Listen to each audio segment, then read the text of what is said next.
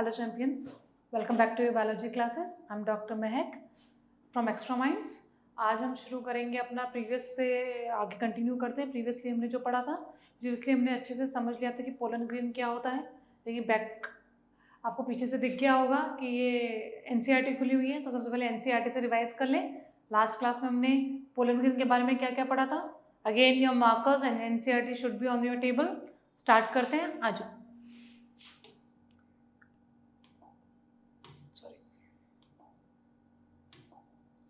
Let's start. हमने pollen grain के बारे में पढ़ना शुरू किया था। ठीक है, पोलन ग्रेन की पहली बात प्लॉइडी क्या होगी, n. I am so sorry बेटा, ये इस तरीके से चलेगा। ठीक है, सो प्लॉइडी क्या होगी आपकी, एन। सो पोलन ग्रेन की प्लॉइडी क्या होगी, एन। पोलन ग्रेन बनाता कौन है, microspore mother cell. I hope so बेटा आप बाकी की 2 वीडियोस देख के आए हो। बेटा एक चीज हमेशा याद रखना, जो भी डाउट्स आ रहे हैं कमेंट सेक्शन में आपको लिखना है। आपको कमेंट सेक्शन में ये भी लिखना है कि जो मैं बीच बीच में आपसे क्वेश्चंस कर रही हूँ, मेक श्योर कि आप कमेंट सेक्शन में वो लिखते रहें, ताकि मैं देखूँ कि आप सारी वीडियोस, सब बच्चे सारी videos completely from the starting to the end आप देख रहे हैं या नहीं देख रहे हैं। ठीक है, तो चलो पोलन ग्रेन की प्लॉइडी क्या होगी, एन होगी। पोलन ग्रेन बनाता कौन है, माइक्रोस्पोर मदर सेल बनाती है। पोलन ग्रेन बनता किससे, टेट्राड। पहले माइक्रोस्पोर टेट्राड बनेगा, उसके बाद जाके आपका पोलन ग्रेन बनता है। ठीक है, उसका पोलन ग्रेन के बारे में मैंने हेबेकस प्लांट के बारे में बताया था कि हेबेकस प्लांट्स में ये सबसे पहली बार ऑब्जर्व हुआ था आपका क्या चीज़, पोलन ग्रेन। ठीक है, हमें वाटर, ये आपका ये सारी चीज़ें आपकी कहाँ गिवन है, आपकी एक्सपेरिमेंट नंबर 1 की वीडियो में ये सारी चीज़ें गिवन है। किस तरीके से पोलन ट्यूब जर्मिनेशन होता है, किस तरीके से पोलन ट्यूब को बनाते हैं, जो 2 आपके अनइक्वल सेल्स बनते हैं, उन अनइक्वल सेल्स में क्या कैरेक्टरिस्टिक फीचर्स होती है, ये सारी चीज़ें मैंने experiment number 1 pollen tube germination में बताया हुआ है। So go through that lecture very thoroughly. ठीक है, उसके बाद ये देखो यहाँ पर अच्छे से मैं आपको बता देती हूँ एक सारी बातें। This is your microspore tetrad. ये आपका माइक्रोस्पोर टेट्राड है। ठीक है, दिख रहे हैं 4 सेल, 1 2 3 4, दीज आर 4 सेल्स। अब इसमें से एक सेल को ये बताया गया, तो ये ईच सेल, इसका जो ईच सेल है has a potential to form pollen grain. ठीक है, पोलन ग्रेन मैंने बताया था 1 mmc से 4 पोलन ग्रेन्स बनेंगे। ठीक है, तो आ जाओ।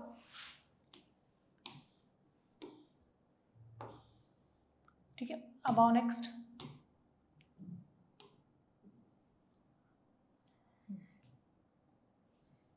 Annotation marker. अब सबसे पहली वाली लें, पोलन ग्रेन का डायमीटर मैंने आप लोगों को बता दिया था, माइक्रोमीटर में गिवन है। ठीक है, 2 लेयर्ड होता है। Harder layer is called as exine, made up of sporopollenin, the most resistance organic material, can withstand high temperature and high pH। ये सारी चीजें आपके बुक्स में अंडरलाइन होनी चाहिए। इसकी स्ट्रॉन्ग एसिड्स या अल्कलाइन, कोई भी चीज है, कोई enzyme can not degrade this sporopollenin. अभी तक इस एंजाइम को, इस लेयर को डिग्रेड करने के लिए कोई भी आपका एंजाइम या फिर कोई केमिकल इन्वेंट नहीं हुआ है। इसकी वजह से यही pollen grain act can be preserved as a fossils. Clear. उसके बाद pollen grain is prominently aperture pore where sporopollenin absent. Germ pore के बारे में बात हो रही है। ठीक है, जर्म पोर के बारे में बात हो रही है कि जो जर्म पोर है, जर्म पोर में स्पोरोपोलिनिन क्या होगा, एब्सेंट होगा। वेल प्रिजर्व्ड फॉसिल है because the presence of sporopollenin. मेरी लेक्चर की हर एक लाइन आपको NCERT में मिलेगी। NCERT इसलिए मैंने बोला अपने पास रखेंगे, NCERT को अच्छे से याद कर लेंगे। ठीक है, उसके बाद बेटा कौन सी लेयर एक पैटर्न बना के रखती है, मतलब वेरिएबल पैटर्न, तो ये एक्साइन है। ये देखो, this is exine exhibit arrays of patterns and designs. इसका कोई प्रॉपर शेप एंड साइज नहीं है कि हमने कैसी लाइन ड्रॉ करते तो दिस इज एक्साइन, नो। इसे प्रॉपर ऐसे इस शेप में भी आ सकता है, मतलब इस तरीके से, ये इस शेप में भी बन सकता है, ये ऐसे भी बन सकता है। सो कोई प्रॉपर शेप नहीं है आपकी एक्साइन की, मेक श्योर ऑफ इट। ठीक है, नेक्स्ट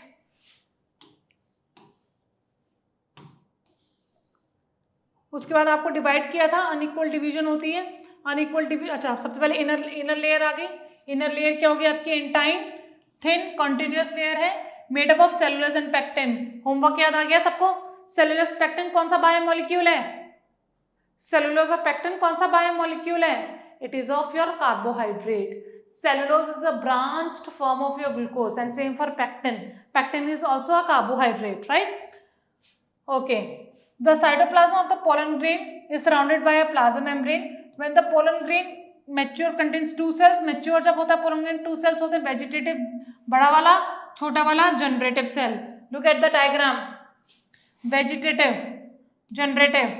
जनरेटिव सेल में मैंने एक बात बताई थी, न्यूक्लियस क्या होता है? स्पिंडल फाइबर होता है। देखो स्पिंडल फाइबर्स नजर आ रहे हैं, लेकिन जो स्पिंडल्स होते हैं, स्पिंडल शेप जो होती है वो एसिमेट्रिकल होती है। So remember this is very important. यहाँ पे इंपॉर्टेंट मार्क कर लो,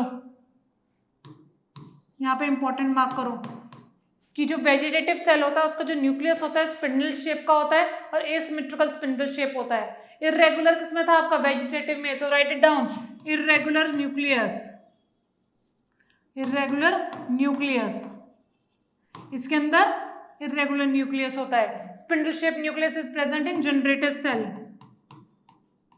spindle shape is present in case of generative cell. ठीक है, चलो नेक्स्ट। अच्छा, ये कौन सी सेल थी आपकी? This was your two cell stage. ठीक है, ये आपकी टू सेल स्टेज थी, टू सेल स्टेज। और 60% ऑफ एंजियोस्पर्म से पोलन ग्रेन शेड का मतलब क्या होता है? पॉलिनेट होना। पॉलिनेट कितने स्टेज में हो जाते हैं? They pollinate at two cell pollen grain, लेकिन फर्टिलाइजेशन होने के लिए उनको कौन सी स्टेज पे जाना होगा? 3 सेल पोलन स्टेज। देखो ये देखो 3 सेल में हो जाता है। 3 सेल में क्या होता है? जनरेटिव सेल किस में चेंज हो जाता है? 2 मेल जर्म सेल्स में। ठीक है, ओके। अब यहां से बेटा इस वाले पैराग्राफ से आपके आ जाते हैं, सॉरी ये लाइन डल गई, लेट इट बी। ठीक है, यहाँ से आपकी सिग्निफिकेंस आ जाती है पोलन ग्रेन की। सो इस सिग्निफिकेंस को ऐसा पॉइंट वाइज अपने नोट्स में आप लिख लेंगे तो ज़्यादा इजी रहेगा। तो सबसे पहली बात, एज अ कैरेक्टरिस्टिक फीचर आपके आइडेंटिफिकेशन के लिए आ सकते हैं ये। जैसे for example there is a substance A which when injected into your body cause the formation of antibody E. बेटा ये चीज़ आपको लग रही होगी क्या बोल दिया मैम ने, लेकिन आज के बाद, आज से मैं आपको प्रॉमिस कर रही हूँ, जब आप इस 12th के बाद 12th के एंड में आ रहे होगे ना, तब आप रिलेट कर पाओगे चीज़ों को। ठीक है, ये देखो मैं एक चीज़ समझा यहीं बता देती हूँ। वेट, आपकी बॉडी में डिफरेंट टाइप की एंटीबॉडीज़ बनती हैं। ठीक है, उसको हम IgG एंटीबॉडीज़ कहते हैं, इम्यूनोग्लोबुलिन एंटीबॉडीज़। इसमें एक एंटीबॉडी होती है IgE। ठीक है, ये IgE एंटीबॉडी होती है जब आपकी बॉडी में कोई एलर्जन जाता है। एलर्जन मतलब जो एलर्जी कॉज कर रहा हो, एलर्जन जाता है। ठीक है, तो आप जो एलर्जन की तरह काम कर रहा है वो क्या कर रहा है? Pollen grain.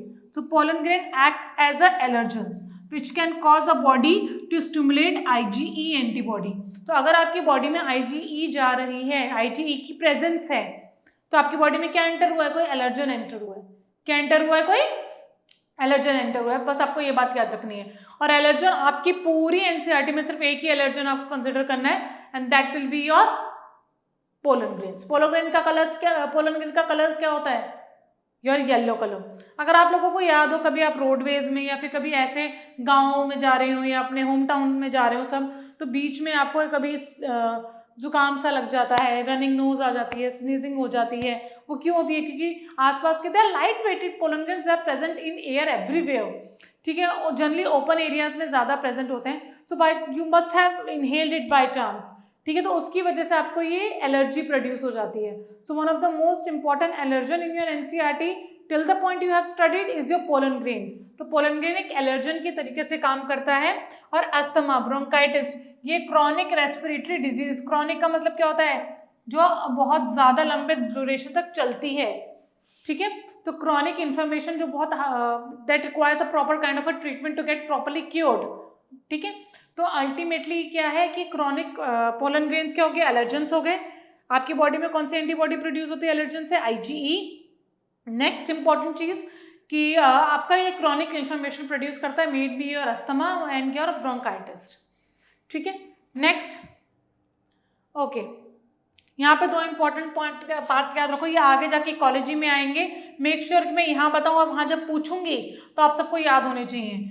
ये क्या है आपका कैरेट ग्रास, पार्थेनियम और कैरेट ग्रास, ये नाम है जो इंडिया आए थे एज अ कंटेमिनेंट्स। कंटेमिनेंट्स मतलब क्या होता है बेटा, हम इसको डेलिबरेटली लेके नहीं आए, ये बाई चांस किसी और इम्पोर्ट के थ्रू उसके साथ साथ आ गए, एक अनवांटेड चीज थी जो आ गई एज अ प्लांट, ही आ गया, ठीक है। और ये प्लांट ने आकर इतने इसके पोलन ग्रेन्स आए कि उसने बहुत ज़्यादा क्रॉनिक इन्फ्लेमेशन लोगों में एज सच बहुत ज़्यादा इंड्यूस कर दी, जिसकी वजह से pollen grain as an allergen बहुत एक नामी चीज़ हो गई कि हाँ इस प्लांट की वजह से बहुत ज़्यादा एलर्जी प्रोड्यूस होती है। So you have to remember one of the contaminant plant is your carrot grass और पार्थेनियम। ये हम इकोलॉजी में भी पढ़ेंगे। It is called as an alien species that when came to India it cause a havoc in creating chronic infections as an allergens, ठीक है। चलो next, ये देखो आ जाओ नेक्स्ट। एक तो हमने पढ़ लिया था, क्या पढ़ा था हम लोगों ने कि it acts as a allergen. दूसरा हम चीज क्या पढ़ रहे हैं, pollen grains are rich in nutrients, ये न्यूट्रिएंट्स में बहुत इंपॉर्टेंट रोल प्ले करते हैं। It is rich in protein supplements, ये प्रोटीन में बहुत प्रोटीन का कंटेंट इसमें बहुत ज्यादा होता है। इसकी वजह से एथलीट्स जो हैं, ठीक है, जो एथलीट्स हैं, क्या लिखा नहीं होगा शायद, रिसेंट कंट्रीज वैसे हम लोग, हाँ, अवेलेबल इन द मार्केट, जो एथलीट्स वगैरह होते हैं वो अपनी एनर्जी सोर्स को बढ़ाने के लिए, एनर्जी बॉडी में इंक्रीज करने के लिए इसके सप्लीमेंट्स खाते हैं। As a tablets they are available in the market and syrup they are available in the market, ठीक है, as a food supplements, pollen supplements. ये एज जो स्पेस ट्रेवलर्स होते हैं, they also take such tablets to fulfil their nutrients demand in the body, ठीक है। At the same time देखो athletes और रेस हॉर्सेस, इन सब में यूज होते हैं ये सब, ठीक है। तो पहला पॉइंट क्या था, एलर्जेंस। कितना एनालॉगी है ना यहाँ पर कि एक तरफ वो एलर्जन बॉडी को हार्म कर रहे हैं और दूसरी तरफ वो बॉडी को बेनिफिट दे रहे हैं। तो ऐसा कैसे हो जाता है बेटा, this is called as detoxification of the substance, ठीक है। एक तरफ अगर वो हार्म कर रहा है तो उसको निकाल दिया हार्म वाली चीज को, हमने क्या किया, उसकी जगह हमने कुछ उसका न्यूट्रिटिव पार्ट ले लिया, राइट। तो एक चीज हमें पॉजिटिव और नेगेटिव दोनों चीजों को हमें बैलेंस कर सकते हैं। मोबाइल दोनों चीजें करता है ना, मोबाइल यहाँ पर दिखा भी रहा है, हमारी वीडियोस भी दिखा रहा है ताकि आप पढ़ सकें, और दूसरी तरफ मोबाइल क्या कर रहा है, आपको इंस्टा पर स्क्रॉल भी तो करवा रहा है। It's in your hand what you want to take it, ठीक है। चलो आ जाओ नेक्स्ट, सॉरी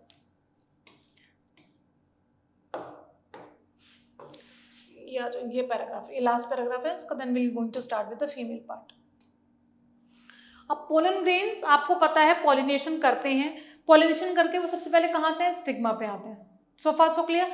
अब स्टिग्मा पे आते ही वो फॉरन जर्मिनेट कर जाएंगे, पोलन ट्यूब बना जाएंगे, या रिसाइड करेंगे, या फिर एज अ फॉसल हम उसको ट्रीट कर सकते हैं। So this very among the plants, ठीक है। वो अलग अलग स्पीशीज अलग अलग तरीके से अपने पोलन ग्रेन को वाइबल रखते हैं। वाइबल मीन्स, तो व्हाट इज वाइबल, यहाँ पर आएगा वाइबिलिटी, ठीक है। वाइबिलिटी मतलब कितने टाइम तक वो जिंदा है, ठीक है। तो ये वेरी करता है। आ जाओ इसको एक बार गो थ्रू करते हैं। Once they are shed, pollen grains have to land on the stigma before they lose their viability if they have to bring about fertilization. ये इंपॉर्टेंट होता है उनकी वाइबिलिटी से पहले उनको क्या करना है, स्टिग्मा पे लैंड करना है, पोलन ट्यूब बनानी है, 2 सेल से 3 सेल जाना है, उसके बाद पोलन ट्यूब बनानी है, and then they have to fertilize with the ovule, ठीक है। How long do you think the pollen grains retain viability? The period for which the pollen grains remains viable is highly variable. ये बहुत ज़्यादा variable होता है। एक और चीज़ थी जो मैंने बताया था कि वो वेरिएबल होती है, क्या बताया था, इन case of male reproductive system only, क्या बताया था मैंने, your length and the number of stamens. पीछे जाओ पीछे, जहाँ पर आपका मेल स्टार्ट हुआ है वहाँ पर ही मैंने आपको मार्क करवाया, the number and the length of the stamen varies in different species. ये लाइन थी as it is which you have to remember, ठीक है बच्चा। चलो नेक्स्ट, उसकी वाइबिलिटी कुछ ना कुछ और किन चीजों पे डिपेंड करती है, it depends upon temperature and humidity, ठीक है। ये 2 पॉइंट हो गए। नेक्स्ट चीज, कुछ स्पीशीज में ये जो वाइबिलिटी है ये within 30 minutes of their release lose हो जाती है। तो in some cereal such as rice and wheat, तो इंपॉर्टेंट एग्जाम्पल बेटा rice and wheat, rice and wheat में जैसे ही पॉलिनेशन होगा within 30 minutes they will lose their viability. So इसलिए आपने कभी देखा है जो व्हीट और राइस के जो खेती होती है, प्लांटेशन होती है, वो बहुत कॉम्पैक्ट एरिया में होती है कि जैसे ही वाइबल चीज़ हो, जैसे ही आपकी पॉलिनेशन हो जाए तो फौरन उसका प्लांट उसके बराबर में ही हो, बिकॉज वाइबिलिटी पीरियड जो है वो बहुत कम है। ठीक है, तो 30 minutes of viability period in case of rice and wheat, whereas in case of Rosaceae, Leguminosae and Solanaceae, इन सारे स्पीशीज में वाइबिलिटी क्या रहती है, मंथ्स तक रहती है। Again you have to remember this, जो भी मैं आपको हाईलाइट कर रही हूँ आपको ये याद रखना जरूरी है। Make sure you learn this, you remember this. ठीक है, इसको अच्छे से याद कर लो। 1 मार्कर्स क्वेश्चंस में आ सकते हैं, ऑप्शन बेस्ड क्वेश्चन में आ सकते हैं। ये कर सकते हैं, ऊपर वाले को बोल देंगे राइस एंड व्हीट में variability can varies in month, और आपको सोलेनेसी फैमिली में बोल देंगे it lies in the variability is for 30 minutes. So you have to remember the examples also.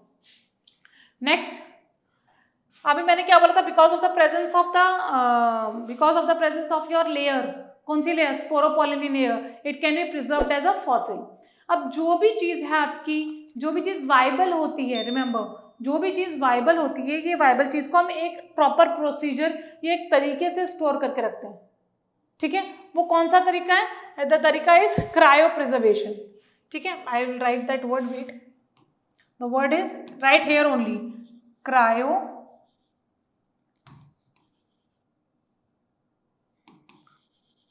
चलो हो गया, क्रायो क्रायो प्रिजर्वेशन।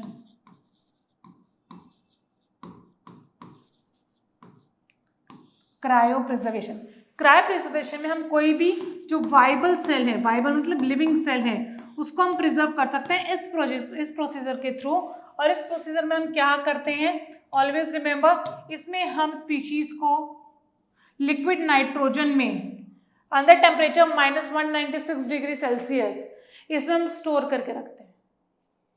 ठीक है, तो कोई भी आपके कोई स्टेम सेल्स हो जाएं, आपके कोई सेल्स हो जाए, किसी भी सेल को मुझे लंबे टाइम तक जिंदा रखना है, ठीक है, तो मैं कैसे रखूंगी, मैं उसको क्रायो प्रिजर्वेशन के थ्रू कर दूंगी। बहुत सारे पोलन बैंक्स होते हैं, बहुत सारे सीड बैंक्स होते हैं, बहुत सारे स्टेम्स बैंक्स होते हैं, जिसमें यही लिक्विड नाइट्रोजन को एक टेम्परेचर कांस्टेंट रीजन में, that is 196 degree temperature region में हम क्या करते हैं, उसको स्टोर करके रख सकते हैं, और वो काफी लंबे टाइम तक क्या रहते हैं, स्टोर ही रहते हैं, उनकी वायबिलिटी खत्म नहीं होती है।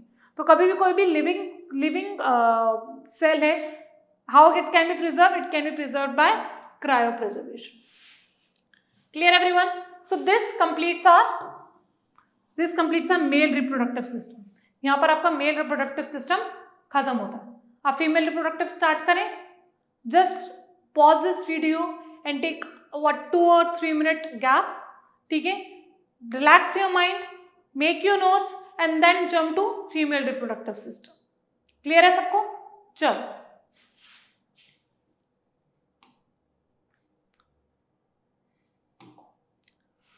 so let's start with female reproductive system. Female reproductive system in plants. ठीक है, आ जाओ, देखो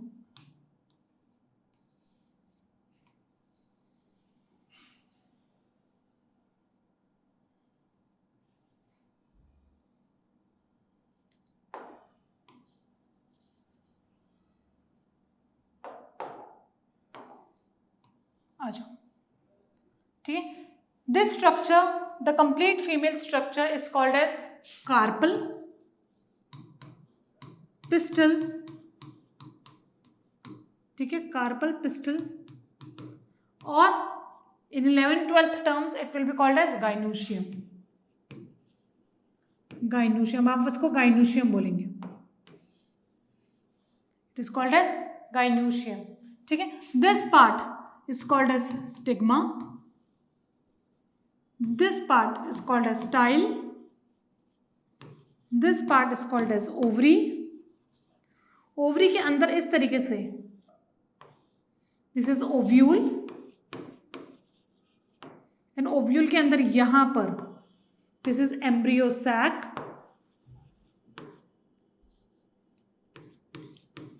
एम्ब्रियो सैक और female gametophyte, female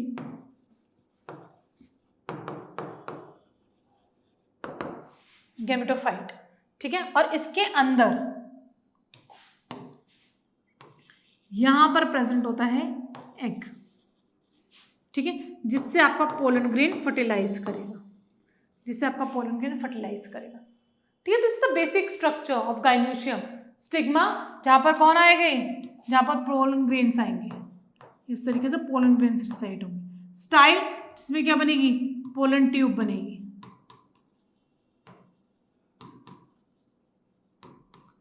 pollen tube बनेगी। फिर क्या आ गया, ओवरी, ओवरी, अच्छा ओवरी येलो मार्क करो बेटा, एक second,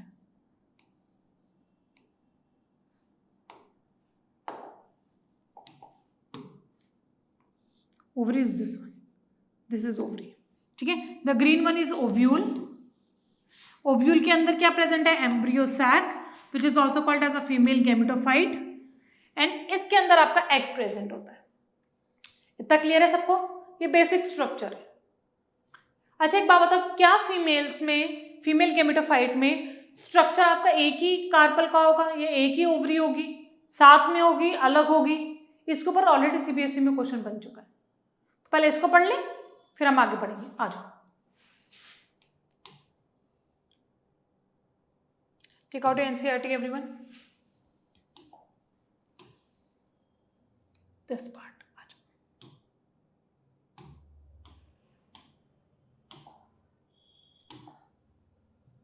gynoecium represents the female reproductive part. अगर सिंगल स्ट्रक्चर प्रेजेंट है, जो स्ट्रक्चर हमने पहले बनाया है, that only the single structure is present, that is called as monocarpellary. Mono word कहीं भी आ जाए, मोनो का मतलब होता है सिंगल, ओनली वन, ठीक है। And many that is multicarpellary, that is multicarpellary. Carpel word क्यों आया, कार्पल वर्ड आया गाइनोशियम की वजह से।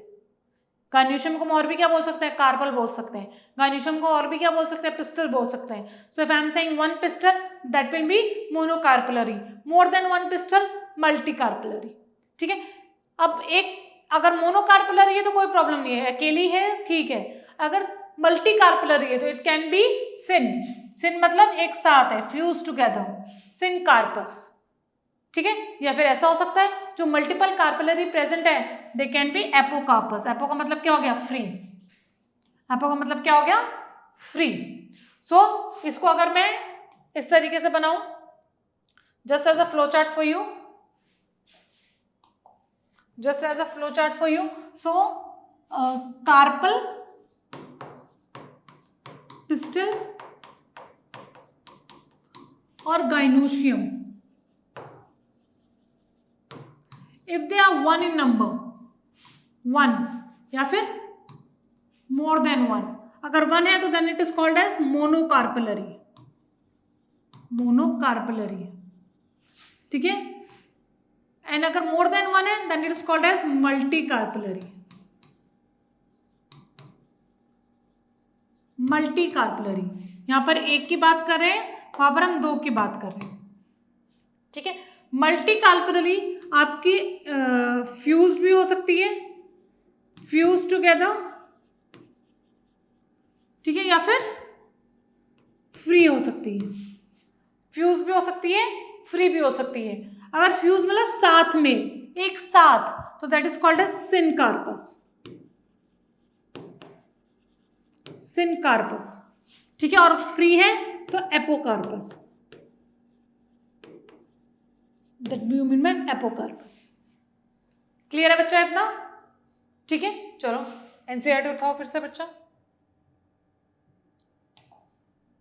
सिनकार्पस, एपोकार्पस पता चल गया। उसके बाद हमने स्ट्रक्चर देखा था, stigma, style and ovary. Stigma क्या करेगा, landing platform for pollen grain, pollen grain यहाँ आके लैंड करेंगे, स्टिक करेंगे। अच्छा चलो मुझे बताओ, स्टिग्मा का मतलब तो स्टिकी हो गया। पोलन ग्रेन में ऐसा कौन सा स्ट्रक्चर मैंने बताया था, that helps in attachment with the stigma? Come on. That is pollen kit. और pollen kit को बनाता कौन था? Tapetum cells. Make sure you remember this, okay? एक बार comment section में लिख लो. Pollen kit, sticky substance present in the pollen grain formed by tapetum cells. चलो. Next. Okay. ये वाला पार्ट अभी बताती हूँ मैं. ये वाला पार्ट. इसको अभी छोड़ देना. ठीक है? अब इस वाले में आओ. बेटा यहाँ से क्वेश्चन ऑलरेडी सीबीएसई में बन चुका है. इस फिगर से ऑलरेडी क्वेश्चन बन गया है. देखो, सबसे पहली बात है फर्स्ट प्लांट. ठीक है, ये आपका होगा, एक ही सिंगल स्टिग्मा है, स्टाइल है, ओवरी है, थैलेमस है. तो this is monocarpellary. This is monocarpellary. एक ही प्रेजेंट है. तो आपको ये डायग्राम दे देंगे. What is it? क्या है ये? This is monocarpellary. ये मोनोकार्पलरी है. ठीक है. अब ये B and C, they are your multiple carpellary. They are your multiple carpels. ठीक है. अब खुद देखो, ये क्या आपस में फ्यूज्ड है. ये फ्यूज्ड है तो ये क्या हो गया? सिनकार्पस. और ये फ्री है तो क्या हो गया?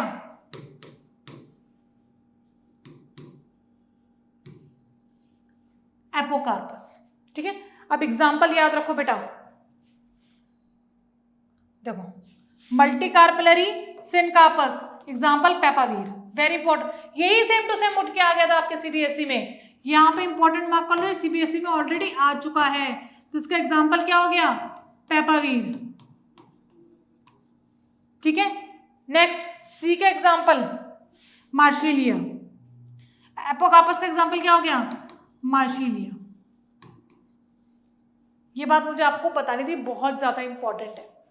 ये क्वेश्चन आया हुआ है, बना हुआ है, तो इस चीज को सब याद रखेंगे. क्लियर है सबको? अच्छे से बात समझ में आ गई है? ठीक है. उसके बाद अब आप आओ अगेन अपने नोट्स में. तो सिनकार्पस और एपोकार्पस का हमने देख लिया. सिनकार्पस का एग्जांपल दोबारा लिखो यहाँ पर, पेपावीर. और इसका एग्जांपल मार्शिलिया. इतना समझ में आ गया? अब नेक्स्ट, हमने अभी तक ओवरी बनाई थी. ओवरी के अंदर मैंने इस तरीके का स्ट्रक्चर बनाया था. So this is your ovule. Ovule वो जगह है जहां पर आपका एग प्रेजेंट है. क्या बोला है मैंने? ओवरी के अंदर ओव्यूल, ओव्यूल के अंदर एग. क्या फिर ऐसा भी करो? रुको, ओव्यूल के अंदर फीमेल गैमेटोफाइट, पहले वो लिखते हैं. आ जाओ. इसके अंदर फीमेल गैमेटोफाइट और फीमेल गैमेटोफाइट के अंदर आपका एग प्रेजेंट है. इतना क्लियर हो गया? ये समझ में आ गया अच्छे से? ठीक है. हमने मेल्स के लिए क्या वर्ड यूज बोला था? माइक्रो. फीमेल के लिए वर्ड क्या यूज करेंगे? मैक्रो. ठीक है. सॉरी, मेल्स के हमने वर्ड क्या यूज किया था? मैक्रो. फीमेल्स के लिए क्या यूज करेंगे? मेगा. फीमेल्स हमेशा बड़ी होती है. ठीक है. चलो, तो इसको हम बोलेंगे megaspore. Egg is called as a megaspore.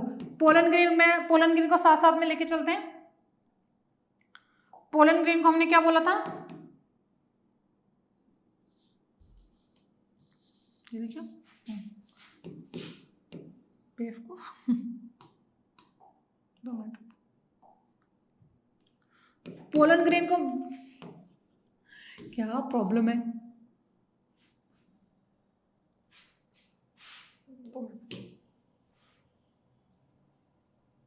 मैं अलग अलग पेन लिखना चाहती हूँ ताकि आपको दिक्कत ना हो उस चीज में. ठीक है. चलो, ठीक है. तो पोलन ग्रेन तो हमने क्या बोला था? माइक्रोस्पोर. क्लियर? हमने एग को क्या बोला है? मेगास्पोर. फीमेल गैमेटोफाइट जहां पे एग प्रेजेंट है, that is called as megasporangia. ठीक है, पोलन ग्रेन जहां प्रेजेंट है उसको क्या बोला था हमने, माइक्रोस्पोरेंजिया।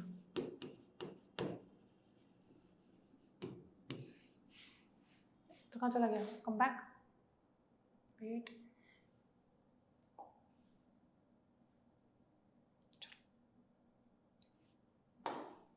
ठीक है। तो मेगास्पोरेंजिया एंड माइक्रोस्पोरेंजिया। अब मेगास्पोरेंजिया में ये पूरा आता है बेटा, ओव्यूल के अंदर ही फीमेल गैमेटोफाइट है, सो दिस पूरा का पूरा इज कॉल्ड एज मेगास्पोरेंजिया, और एग को हम क्या बोलेंगे, मेगास्पोर। तो अभी फिलहाल सबसे पहले हमें कौन सा स्ट्रक्चर पढ़ना है, हमें अपना स्ट्रक्चर पढ़ना है ओव्यूल का, ओव्यूल का स्ट्रक्चर पढ़ना है which is also called as megasporangia. आ जाओ बेटा, साथ साथ में मेरे साथ ड्रॉ करना, वरना फिर कर नहीं पाओगे आगे जाकर। ओवरी, ओवरी चलो मैं नहीं बना रही, let's don't draw ovary, ovule से बनाते हैं सीधे।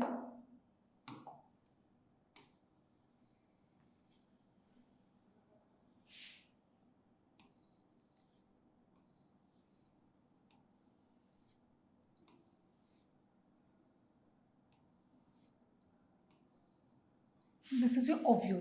This structure is present inside your ovary. ठीक है, ये ओवरी से कनेक्टेड रहता है इस पोर्शन से, this is called as funicle. बेटा अब ना कॉपी पेंसिल सब रख दो, पहले आप समझ लो, ये इंपॉर्टेंट है, फिर बाद में बना लेना। फ्यूनिकल, फ्यूनिकल वो जगह है जिस जगह से आपका ओव्यूल ओवरी से अटैच रहता है। ठीक है, फ्यूनिकल वो जगह है जिससे ovule attaches to ovary.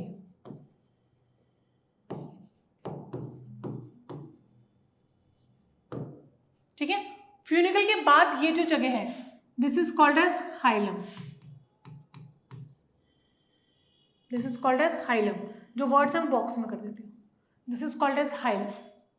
Clear, these are the layers, outer layer and inner layer. ठीक है, outer layer and inner layer. ठीक है, these layers are called as integuments, इनको हम क्या बोलते हैं, integuments. These are called as integuments. ये इंटेग्यूमेंट्स आगे जाके क्या बनाती हैं, सीड कोड। आगे जाके क्या बनाएंगी, सीड कोड बनाती है। ठीक है, अब देखो जहां पर इंटेग्यूमेंट प्रेजेंट नहीं है, no integument, that end is called as chalazal end. ये इंपॉर्टेंट एंड है, याद रखना, this end is called as chalazal end. Chalazal end के बिल्कुल अपोजिट जो एंड होता है that is called as micropylar end, that is called as micropylar end. तो हमने क्या पढ़ लिया, फ्यूनिकल वो एरिया जो ओव्यूल को ओवरी से अटैच रखता है, हाइलम फ्यूनिकल के बिल्कुल बाद वाला पोर्शन। उसके बाद इससे जब हम आगे आते हैं तो एक एंड आता है chalazal end, where there are no integuments, कोई एरिया प्रेजेंट, कोई लेयर प्रेजेंट नहीं है। चलाजल के बिल्कुल अपोजिट एंड में कौन सा एंड है, माइक्रोपाइलर एंड, सॉरी कौन सा एंड प्रेजेंट है, माइक्रोपाइलर एंड। इतना क्लियर है सबको, इंटेग्यूमेंट्स हमने पढ़ लिए, लेयर्स हम लोगों ने पढ़ ली, यही लेयर्स आगे जाके क्या बना रही है आपका, seed code. That much clear. अब आ गया बेटा, यहां पर इस एरिया में इस तरफ यहां पे एक डेंस पैरेन्काइमेटस टिश्यू प्रेजेंट होता है। ठीक है, dense parenchymatous tissue, dense parenchymatous tissue.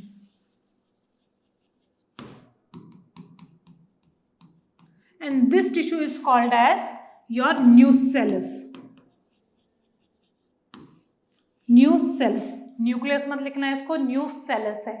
जैसे मेल में स्पोरोजीनियस टिश्यू था वैसे यहाँ पर क्या है, न्यूसेलस है। क्या बोला इसको मैंने, न्यूसेलस। न्यूसेलस के जो सेल्स होते हैं प्लॉइडी क्या होगी इनकी, 2n। अब यही सेल्स अपने आप को क्या समझने लग जाएंगे, इनमें से कुछ cells will start behaving as और they will mitotically divide as MMC, MMC पढ़ा था, वहां पे हमने माइक्रो पढ़ा था, यहां पर क्या हो जाएगा मेगास्पोर मदर सेल।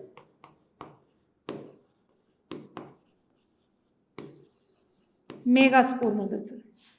फिलहाल इतना याद रखना है आपको, ठीक है। फिलहाल की डेट में आपको सिर्फ इतना ही याद रखना है। आपने फ्यूनिकल याद रख लिया, ठीक है। उसके बाद आपने माइक्रोपैलर एंड याद रख लिया। अच्छा, माइक्रोपैलर एंड में भी ये बात याद रखना कि वो एंड है जहां पर इंटेगुमेंट लेयर एब्सेंट होती है।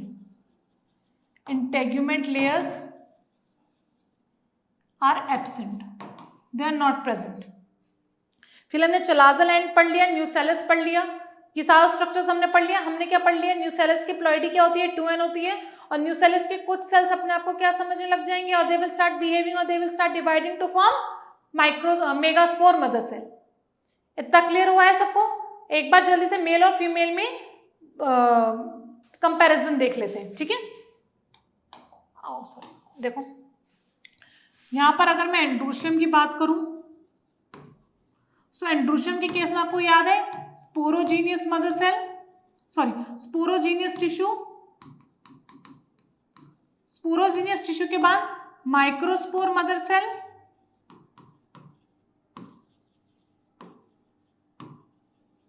और इसमें मियोसिस होती तो क्या बनता था माइक्रोस्पोर। ये हमने पढ़ लिया था। ऐसे ही अगर मैं फीमेल में बात करूं, गाइनोशियम,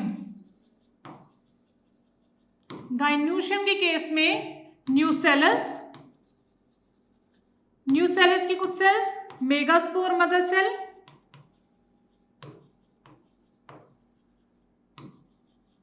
और मेगास्पोर मदर सेल के बाद क्या हो जाएगा मेगास्पोर्स।